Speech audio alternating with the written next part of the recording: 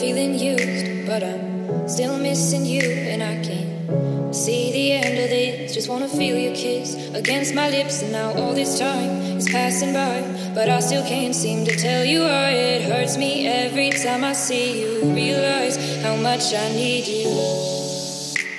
I hate you, I love you, I hate that I love you. Don't want to, but I can't put nobody else above you. I hate you, I love you, I hate that I want you.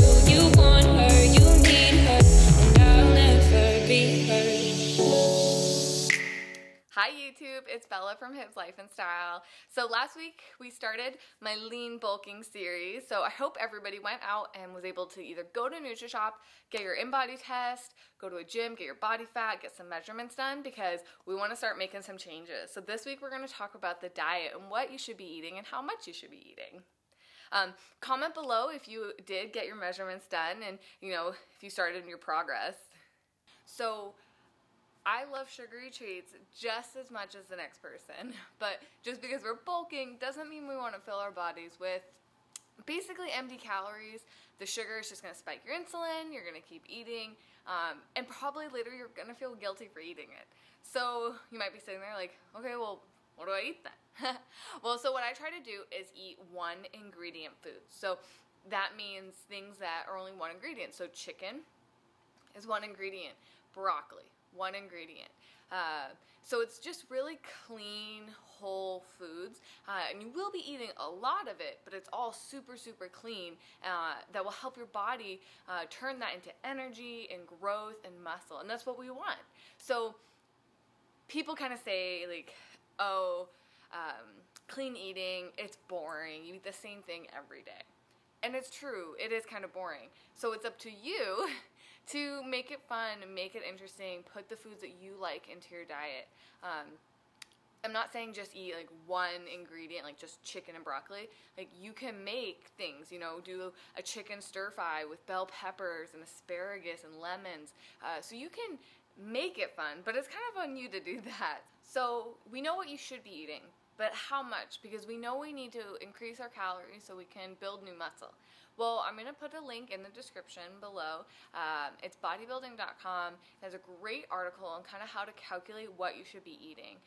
Most times you think you have, your protein, your carb, and your veggie for each meal. But how much of each? So you do a little bit of math. The article will explain it all. I know math sucks, but you do the math and you kind of see where you're at, and those are what you should be hitting as far as how many grams of protein, carbs, and fats that you should be getting in your diet. It's very simple, and if you go into NutriShop and do your in-body test, it will tell you how many calories you're burning, so you can kind of use that as well to map it out. Most of the time you're going to have 5 to 6 meals a day, depending on how big. I know some people do like just 3 really big meals. I'm personally the grazer. I like to just always continuously be eating. And if you hang out with me, you will know that I seriously am always eating, or I'm thinking about when the next meal is. If you have a coach, they're going to do this all for you, so don't worry about it. I do still encourage you to do some research. I think learning about our food and our nutrients is very interesting, so maybe you'll enjoy it.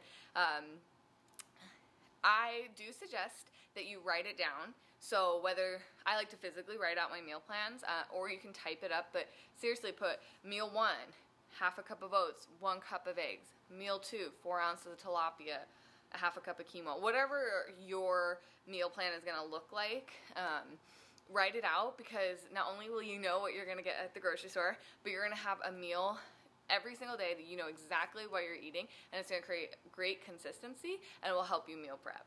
So again, lean bulking is great because you are going to increase your calories, so you're going to be eating a lot more, which is great.